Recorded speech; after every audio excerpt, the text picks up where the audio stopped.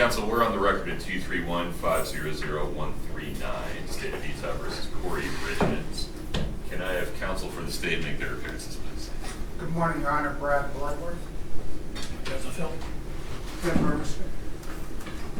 Margaret Wilson. Linda Sherman. Welcome to all of you, and counsel for the defense, please. Sky Lazar and Jamie Thomas on behalf of Ms. Richins. And Ms. Richins is present. Good morning. Just a couple of organizational notes. Anything evidentiary-wise I need to think about before we get started today, Mr. Bloodworth? Your Honor, it's going to be somewhat dynamic based on the objections that defense counsel filed about 6:30 p.m. yesterday. I think perhaps to narrow the field, the state could move now to admit the evidence that I don't think dispute exists over, and then we can perhaps address the evidence that counsel's objected to as of 6:30 last night. So I'm comfortable doing that. So that would be, we've already admitted states exhibits 1 through 65, right? Your Honor, we've admitted 1 through 18. My apologies. The state now moves to admit 19 through 65. But I note that there's four objections. I also have additional objections as well. Okay. So let me just leave it at the state moves to admit 19 through 65. We may have to handle this in real time. Ms. Lazar, are there objections you want to handle now before foundation is laid? I'm happy to, I can tell you what my objections are going to be, I guess, without addressing any foundational issues. What I don't want to do is conditionally admit things that for some reason there's no foundation for. I understand. But I would note for the court, I'm objecting to all of the text message exhibits between Mr. Grossman and the defendant. Those are 7, 29, 30, 39, 40, 41, 42, 44, 46, 50, and 51. You'll forgive me that I didn't catch all that. That's fine. We can go back through. On the basis that they don't serve any relevancy to the alleged crimes. If anything, it's an attempt at the state to smear the character of my client, which has little bearing at a preliminary hearing stage, and whether or not they're admissible at trial is another question. So pause there for a second. This was a preliminary issue I wanted to raise with counsel. Normally this wouldn't be a problem, where I wouldn't have to be concerned about the jury pool hearing what's going on in the preliminary hearing. Today, I think that concern is present. So we need to be very careful about using language that is specific to a preliminary hearing, talking in terms of shows probable cause, doesn't show probable cause, not shows guilt, doesn't show guilt. That language doesn't have any relevance for today and has the potential to make jury selection that much more complicated. So that's my first overarching thought. Second, I'm attuned to on both sides of the V, the issue of relevance to the probable cause determination. That may limit some of your questioning as well, Ms. Lazaro. I understand that, Your Honor. So we may just have to see what's offered when and for what purpose, but if it doesn't make a element of a charge more or less probably supported by probable cause, we don't need it today. We're not previewing the case for a jury. We only need to show probable cause. So I can't rule on these things in a vacuum, but it's an important consideration. Your Honor, that bumps up against two issues, one perhaps substantive and the other procedural. The substantive issue is motivation goes to the intent elements of many of these crimes, and the text messages warning defense objected to goes to kind of the motivation and the mental ready. So we can be more specific about this, right? For example, pecuniary gain is not only an aggravating factor, but would also tend to show a motive to commit the crime. Correct. There, if memory serves, no lack of evidence of the potential for pecuniary gain here. How much do you really need?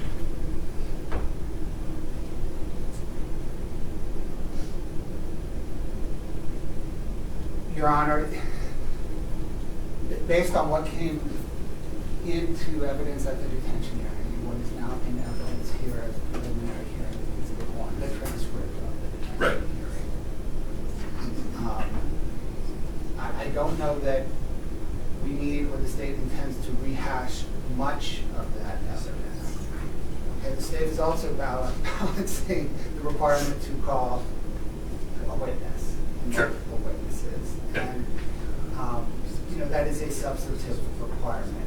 The state wants to sufficiently present a witness so that it's not merely an exercise of checking the block on calling witnesses. Well, let's speak about that for a second. Ms. Lazar, do you see the rule to require any more than one live witness? I don't, honestly, Your Honor. It doesn't require foundational witnesses at the preliminary hearing stage the way it was rewritten this year. So that's why I, didn't preliminarily object to Right. the testimony from the detention hearing. But as we discussed Monday, you raised a few issues. I asked to reserve them until today. I've lodged those objections through my filing yesterday as the testimony that I thought was hearsay. At that time, I didn't know who was going to provide an 1102 statement that maybe could lay some foundation for any statements. Once I received the 1102s and realized that CL wasn't or didn't provide an 1102 statement, our position is that, what the detective testified to as to what CL told him in his interview would be hearsay, given that she hasn't provided any sworn statement to the court.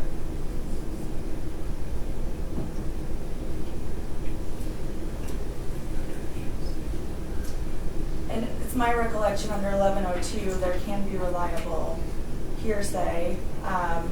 And it goes through a list of things, which includes, an officer can testify about what other officers did. Right. There's a number of things that are included, but what's not included in that is unsworn witness statements or statements made to police by someone else that wouldn't have the reliability, the indicia of reliability, such as maybe an officer's statements or another officer's investigation.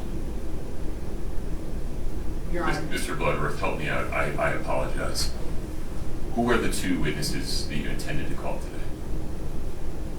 Your Honor, Mr. Kochademus and Ms. Karen. Right. That's consistent with what you said on Wednesday. My apologies. And Your Honor, it's consistent with what the state has told the defense counsel for weeks. Who, I haven't seen the 1102s, right? Sure. Who are the 1102 declarants that you intend to admit evidence from today? Your Honor, it's witness 1, witness 2, witness 3, witness 8, and the paramour. Okay. Your Honor, let me address, because this, in my mind at least, this discussion is bleeding two topics. It is the topic of, 1, exhibits 19 through 65, right, which the state has moved to admit. I want to talk more about that.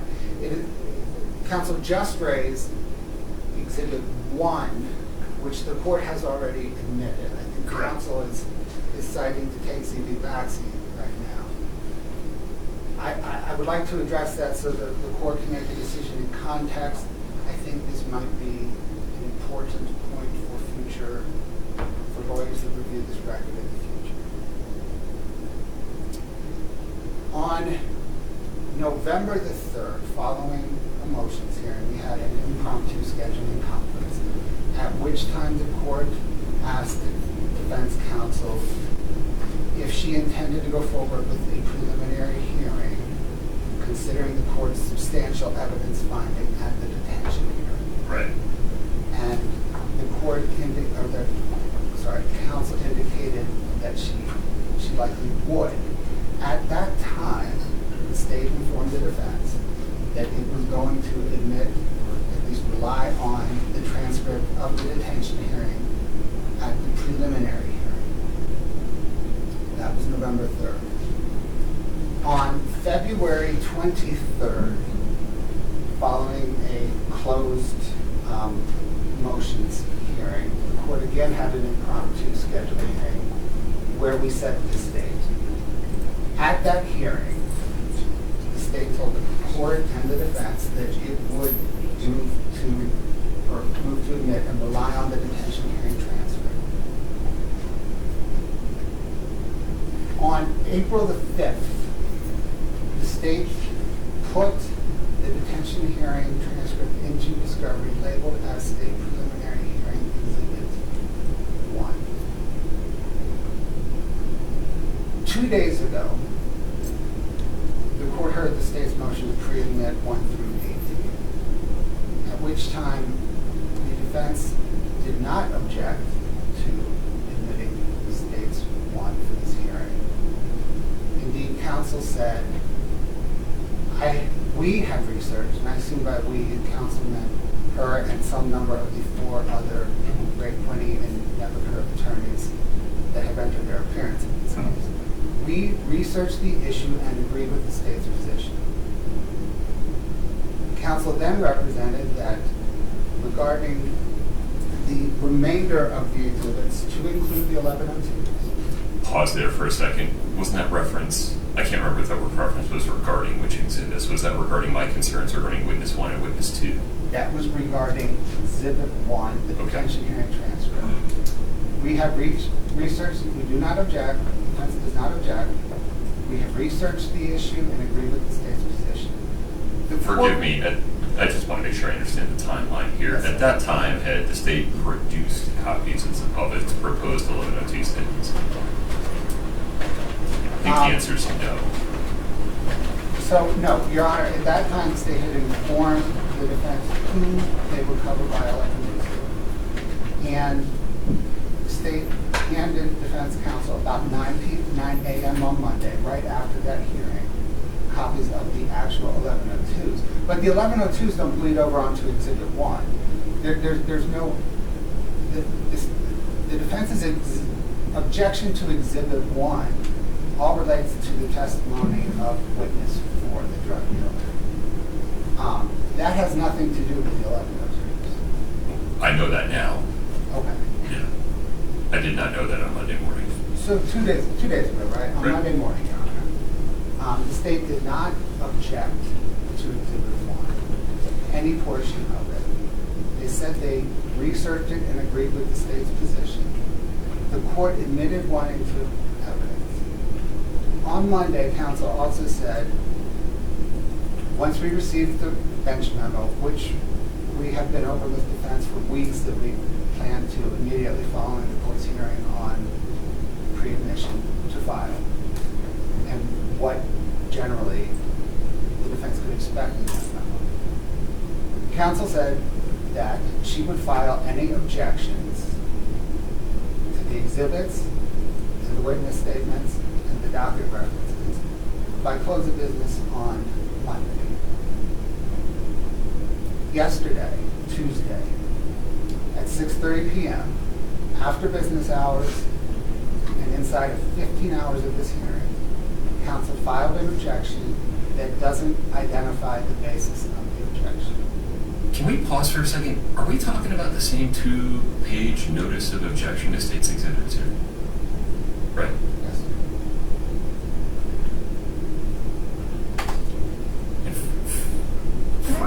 Forgive my lack of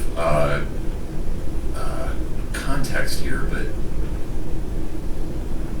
when was the first time that anybody was informed by the state that witness 4 would not be submitting an 1102? Your Honor, to 2+ weeks ago, and Okay, the court was never notified of that though, right? correct. Okay, so I didn't miss that. You did not. All right. And you indicated that to Ms. Lazaro. I can get the exact date. It was roughly Okay. 2 weeks ago. We had a meeting, confirmed, discussed. And Ms. Lazaro, that is not, I just want to make sure, that's not referenced in this 2-page notice of objection. Can I respond to something? Yeah, so I want to come back to, can we cut to the chase here for Yeah. a second? The state has a certain burden today. I don't think Ms. Lazaro was waiving the legal standard by agreeing that the transcript of the detention hearing could come in. I interpreted that as saying that police officer doesn't have to testify under oath again. Ms. Carrington, I think it was did Ms. Carrington? Yeah, Ms. Carrington was on the stand. She doesn't have to testify regarding that stuff again. Who was the technical expert? Was that Mr. Costas? Yes. He doesn't have to testify regarding that stuff again. I did not accept her position as, if there's multiple layers of hearsay there, Judge, we're waiving Rule 801. Your Honor, in the motion to pre-admit, the state moved to pre-admit the entirety of the transcript, and in its analysis, I addressed each level of hearsay to include the secondary levels of hearsay related to, in this instance, witness 4 that we're largely talking about, as well as any other layer of hearsay. That is brief. Your Honor, if I may. Go ahead, Ms. Lazaro. My recollection of Wednesday was I agreed that, yes, those people wouldn't have to testify again. It was prior testimony. We then had a discussion about what I have now objected to. Whether I filed it on Monday or whether I object in real time today, I don't believe those objections are waived. There was no order of the court that I respond in any certain way or they were coming in. And our discussion was that you asked me to come prepared Wednesday to argue objections. So I lodged notice of the objections. I think I could probably just object in real time as we do the preliminary hearing and make my basis for the objection at that time. I wasn't provided the 1102 statements until after our hearing on Right. Monday. I was aware that Carmen would likely not be here, or witness 4, whoever she is. CL. Would not be testifying in person, but I did expect there would be, given her involvement in this case, at least an 1102 from her. And there's not. It's multiple levels of hearsay in that document, so I would object to it. It was obviously testimony on the record, but the standard's different in a detention hearing as it relates to evidence than I think a preliminary hearing is. And the state's position today is the burden's on me, not them, in this instance. And, I don't think that's quite true. Your Honor, can I? The state raises this not because the state is arguing that counsel has waived any argument. Indeed, in light of the record, the state does not want counsel to waive any argument. That raises collateral attack issues that the state prefers to avoid. The state raises this issue because, based on the court's ruling on Monday and the defense saying they would provide any objection by the end of the day Monday, and the untimeliness of the objections, the state is not arguing anything is waived.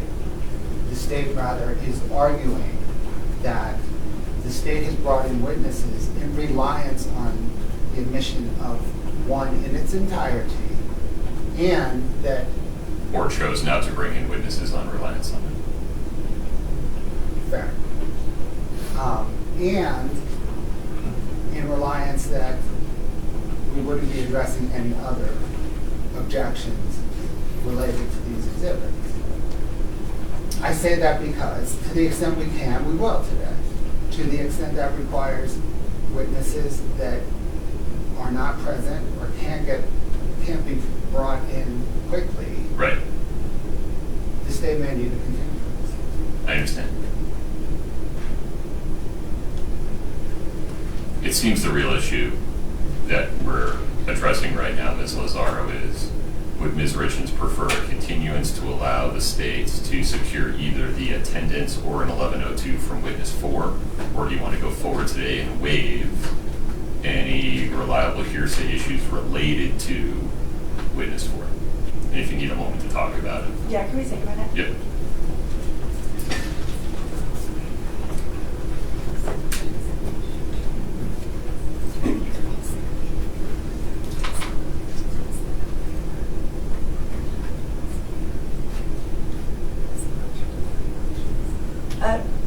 Whatever you're about to say, I need to force you to talk to Kouri about it first. Okay. Take a minute.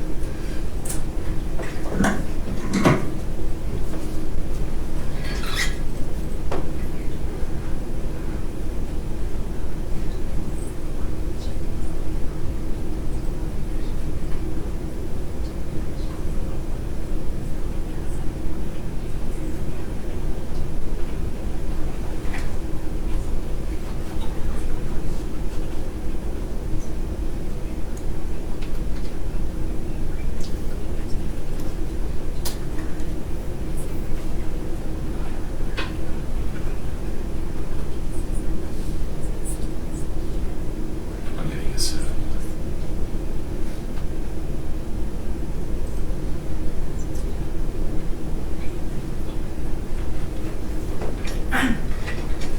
Your Honor, after conferring with co-counsel and speaking with Ms. Richins, we don't waive any objection to the hearsay. There are a couple other things I would like to address though before the court makes any determination on a ruling. We can subpoena and brief this, but I intend to subpoena Ms. Lauber. The reason being... That's CL. CL, sorry. My apologies. I apologize. Given her involvement in this case, a limited 1102, I think, would be problematic. It also came to our attention yesterday with the 1102 statements that we were provided. One, they contain small, snapshots of witness testimony. Our biggest concern is with 1102-3 deals with a witness that provided an 1102 statement. That 1102 statement was prepared by the state and emailed to his counsel. We learned yesterday, which would be a violation of the new rule 1102 that the state cannot prepare 1102 statements. There's limited things that they can do in transcribing, Right. But they can't be prepared and presented to the witness. I think the other important part of this is this witness has been granted immunity for his statement. So the state preparing it and providing it to counsel under these other promises that have already been made to him without it being a statement that he actually wrote is very concerning to us. Your Honor, We would object to that as well. Pause for 1 second. I understand your concern regarding the first part, and we can get into the mechanics of how it was prepared and how the substance came to be. I'm not sure I can address the second part of your objection to a preliminary hearing. That's fine. It's probably not relevant because Okay. it would go to credibility. So Yeah. I agree with the court on that. I don't know that I need to address that objection today, given that I'm inclined to grant the state a continuance. Your Honor, the state needs to put its activity on the record. Sure.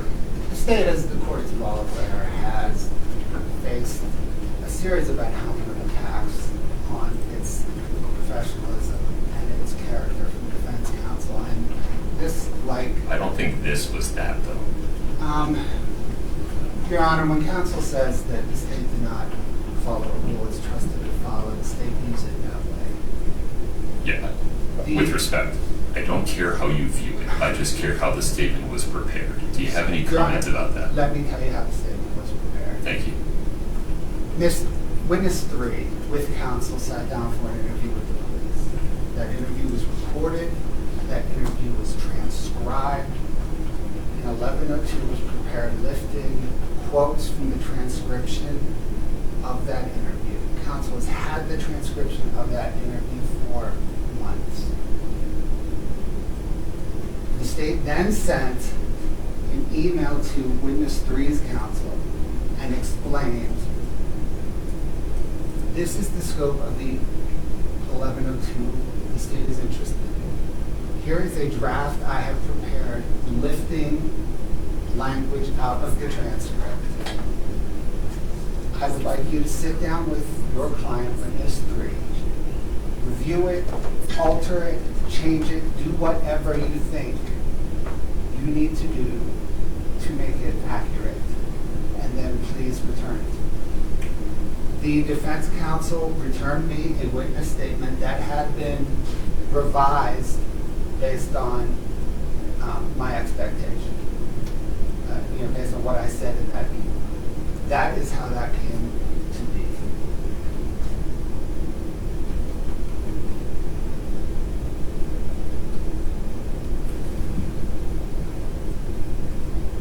Ms. Lazara, how do you want to make a record of this? My concern with this is that maybe it was taken from a transcript, or statements that were, but the reality was it was prepared in such a way as limited in scope in what the state was seeking to include. I'm not aware of any changes that the state wants to, provide us communication so that we can verify that. My question was mechanical. How do you want to create a record about that? I'm objecting to the admission of that 1102 statement as it's prepared today. I don't know how else to do it. Ms. Lazara, I haven't seen it. Okay. Your Honor, it's in the materials the state presented. And I have a paper copy here. It's like me to approach. I can. It's witness statement tab B. Okay, one moment. Put a pin in that for a second.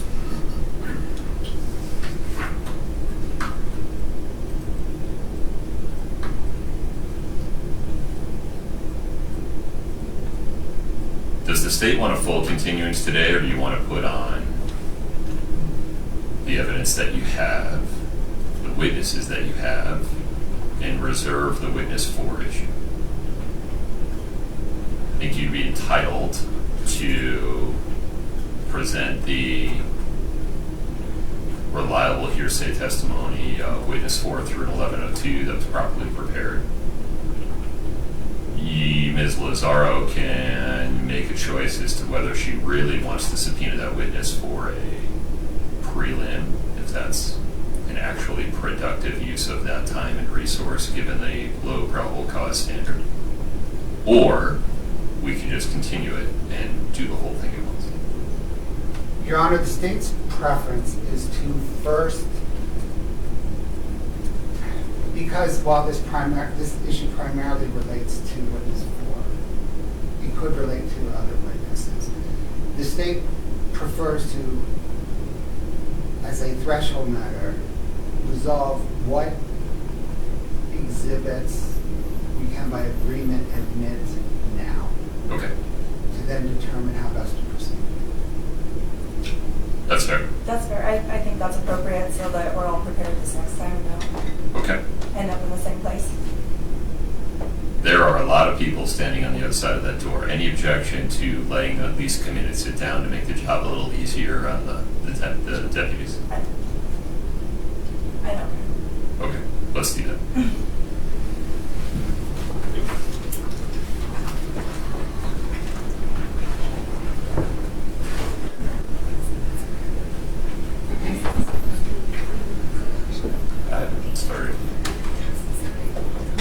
Your Honor, one more thing. I apologize.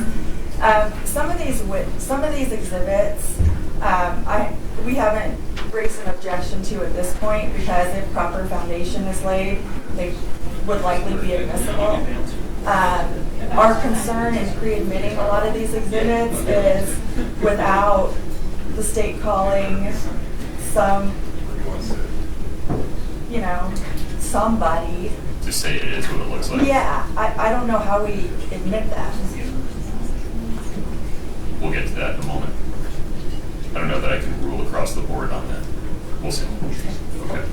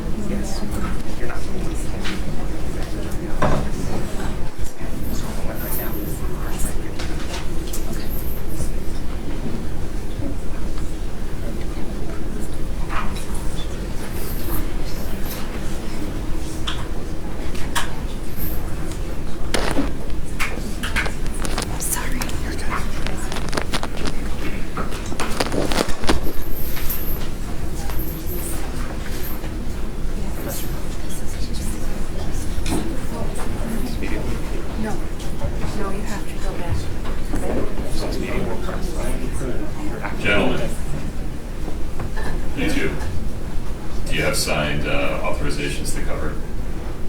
We're not pool, but we're media. Unless you have signed authorization, you gotta sit together. Or you can sit in the bullpen next door. Thank you.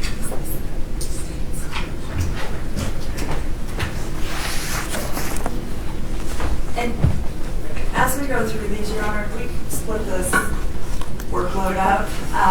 Ms. Thomas has been, is prepared to handle anything that relates to financials. So I guess as we go through exhibits or however we do this, we may go back and forth between myself and her.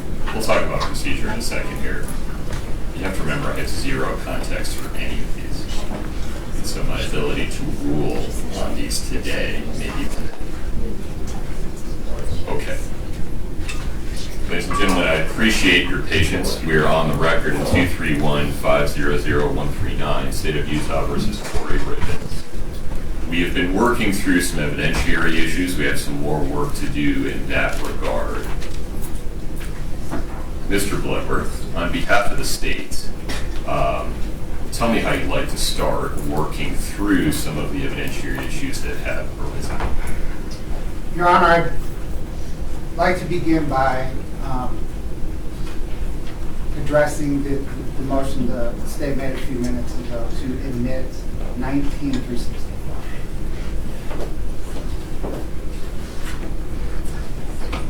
And is the motion to admit them full stop or admit them subject to foundation being laid, or help me understand? Your Honor, the motion is full stop. As The state has been, in order to avoid this very problem that we are all addressing now, the state has been very straightforward in presenting as much of the evidentiary material to include exhibits, letter-to statements, and docket references as far in advance to both the court and defense counsel as possible, so that we don't find ourselves where we are. On Monday, the court, or the defense counsel told the court that she would have objections filed by the end of the day Monday. So, We are where we are. we are where we are. The state moves to admit, full stop. The state's view is that, in terms of like the foundational objections, most of this is obvious to anybody that's practiced law for a moment. And while the state understands that it has the burden and will produce witnesses to lay the foundation if needed, because the state has had, despite its efforts, no advance warning on this. In fact, kind of the opposite. It's been a head fake. Pause there for a second. Yes. Ms. Lazaro, may I ask you a direct question? Yes. Are you prepared today to waive any foundational or hearsay or other admissibility objections regarding any of these exhibits 19 through 65? No, Your Honor. Okay. It seems like what we need to do is just set a continued preliminary hearing where the state is prepared to lay foundation under 1102 and the other rules that would apply to a preliminary hearing for the evidence that it wants to admit. Does that sound about right, Ms. Lazaro? Yes, sir. Okay. Do you need to change defendant's position at all with respect to exhibits 1 through 18? At this point, Your Honor, we object to all of the exhibits. Understood. We now have a clear understanding, Mr. Kleber. Okay.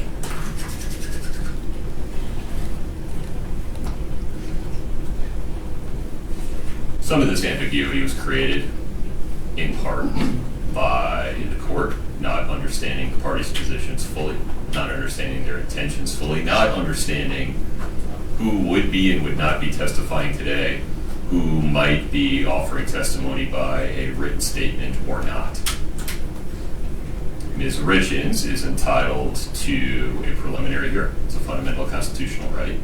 The state is entitled to its opportunity to show probable cause as required at a preliminary hearing. So let's talk about how to get from here to there.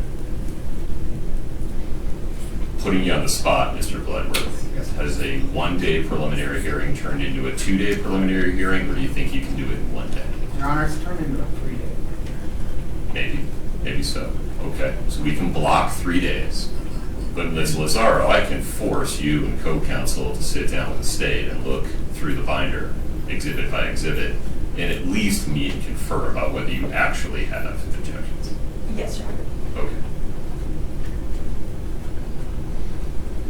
Ms. Richins is in custody, so I need to move whatever I need to move to make this happen. How quickly can the state be ready? Your Honor, late June. Ms. Lazaro. Your Honor, we don't agree to continuing it out that far. If the court has earlier time, that's 45 more days. We're prepared to go forward today with, what was prepared. Ms. Richins has been in custody a year. We waited a substantial amount of time for the state to I got arrive. it. Bear with me for a moment.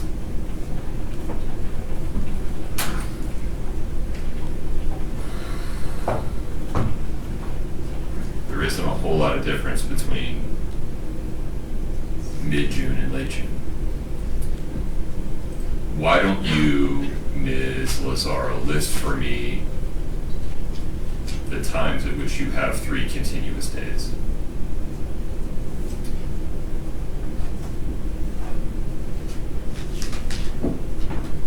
Your Honor, given my client's custody status, I will move things to make it work if the court has days sooner rather than later.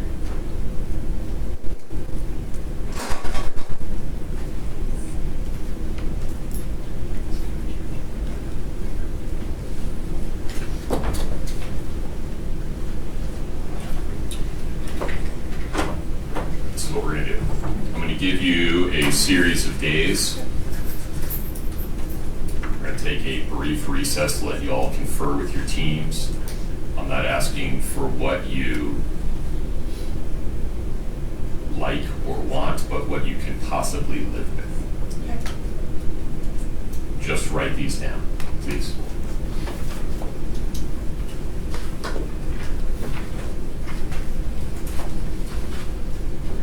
I can do it next week on Monday, Tuesday, Wednesday, or Thursday.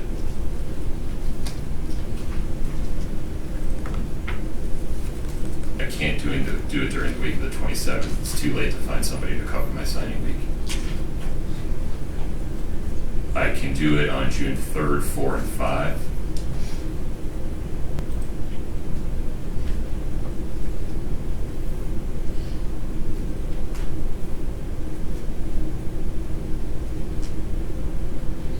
I can do it on the 18th, 19th, and 20th.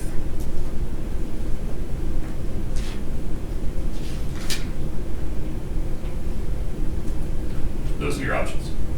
If you would confer with your teams, I'll give you a couple of minutes. Let me know what's possible.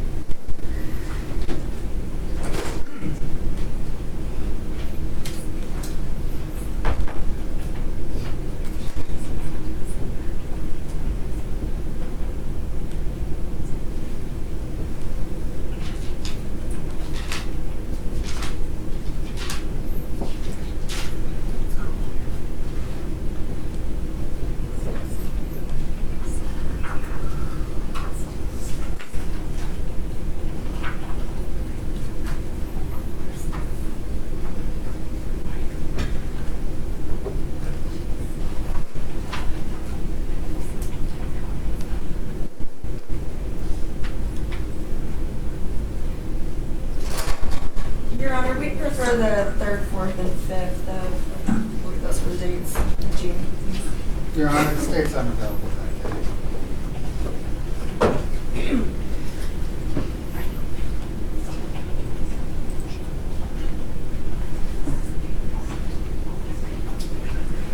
And I would just note, they do have 5 attorneys on this case. Yeah, I know, but if you've got multiple attorneys, then I wouldn't ask you to not be present.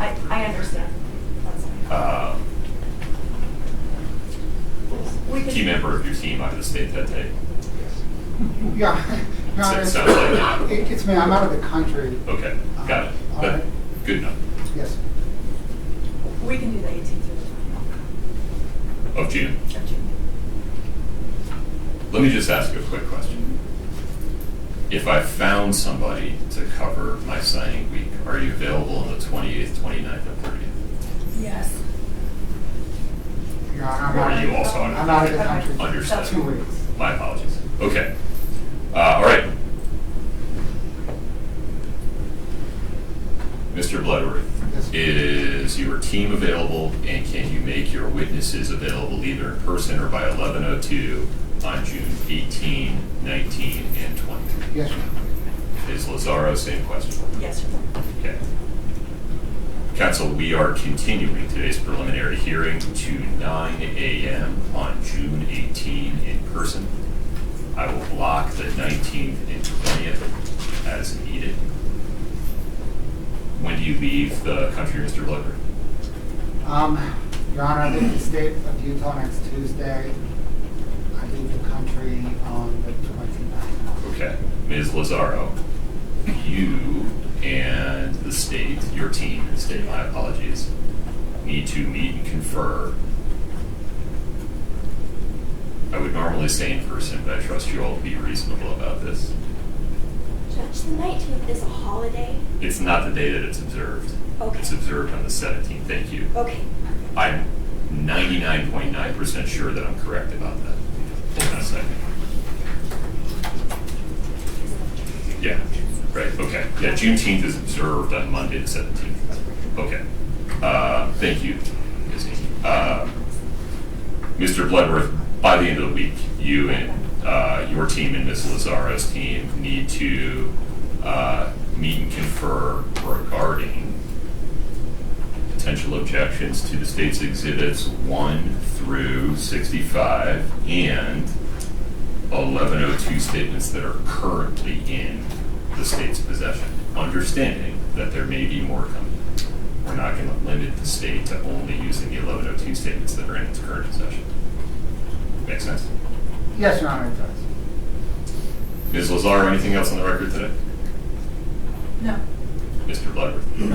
Okay. Ms. Richins, I'll see you back on June 18 at 9 a.m.